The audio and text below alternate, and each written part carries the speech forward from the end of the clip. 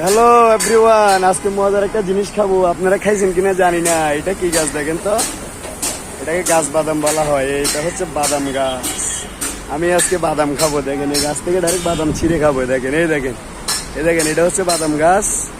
এই গাছ থেকে আমি বাদামটা ছিঁড়ে খাবো। দেখি, এগুলো সেই স্বাদ কিন্তু।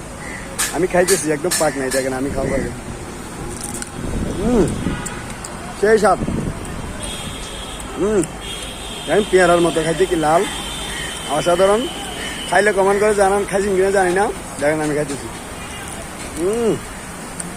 সেই স্বাদ। দেখেন, গাছ থেকে ডাইরেক্ট ছিঁড়ে খাইছি। যে গাছ থেকে ছিঁড়ে নিছি। এখানে আরো আছে, এগুলো এখনো পাকে নাই।